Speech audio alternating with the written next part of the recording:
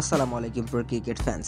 দর্শক, আপনারা সকলে জানেন বিপিএল এর আসর শুরু হয়ে গিয়েছে এবং বিপিএল এর কিন্তু প্রথম পর্বটাও ইতিমধ্যে শেষ হয়ে গিয়েছে, ঢাকা পর্ব। এবং এই ঢাকা পর্ব শেষে বিপিএল এর যে 7টি দল রয়েছে কার অবস্থান কোথায় সেটাই আমরা এই ভিডিওর মাধ্যমে জানাবো। মূলত এবারের আসরের প্রথম পর্ব শেষ হয়ে গিয়েছে, যেখানে দুর্দান্ত ছিল রংপুর রাইডার্স। 3 ম্যাচ খেলে এখন পর্যন্ত আসরে অপরাজিত তারা।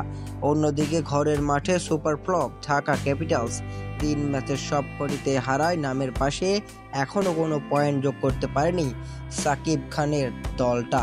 এবারের আসরে ঢাকায় প্রথম পর্বে মোট ম্যাচ হয়েছে 8টি, যেখানে সবচেয়ে বেশি ম্যাচ খেলেছে রংপুর, দুর্বার রাজশাহী ও ঢাকা ক্যাপিটালস। এই দুই দলই 3টি করে ম্যাচ খেলেছে, তাছাড়া 2টি করে ম্যাচ খেলেছে খুলনা টাইগার্স, ফরচুন বরিশাল ও চিটাগাং কিংস। সবচেয়ে কম ম্যাচ খেলেছে সিলেট স্ট্রাইকার্স, তারা মাত্র 1টি ম্যাচ খেলেছে এই পর্বে। ঢাকা পর্বে 3 ম্যাচের সব কয়টিতে জিতে 6 পয়েন্ট নিয়ে পয়েন্ট টেবিলে শীর্ষে আসে রংপুর রাইডার্স। এই পর্বে শতভাগ জয় পেয়েছে খুলনাও, তারা 2 ম্যাচ খেলে 4 পয়েন্ট নিয়ে টেবিলের দ্বিতীয় স্থানে আছে। 2 ম্যাচ খেলে 1 জয় ও 1 হারে 2 পয়েন্ট নিয়ে পয়েন্ট টেবিলের 3-এ আছে চিটাগাং। কিংসদের সমান ম্যাচ খেলে ফরচুন বরিশালের সংগ্রহ 2 পয়েন্ট, তারা আছে টেবিলের 4-এ।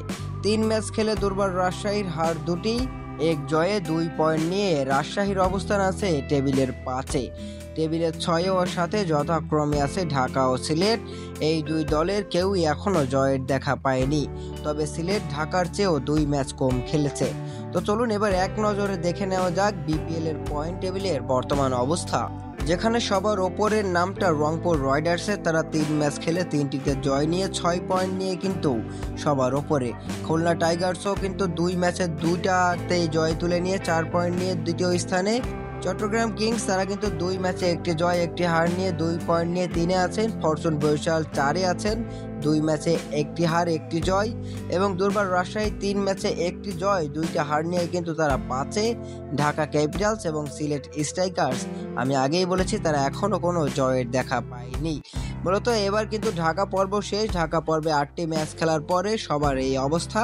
এখন আবার 6 তারিখ থেকে সিলেট পর্ব শুরু, অর্থাৎ আগামীকাল থেকে সিলেটের পর্ব শুরু, এবং সেখানে দেখা যাক কোন দল কেমন পারফরমেন্স করে।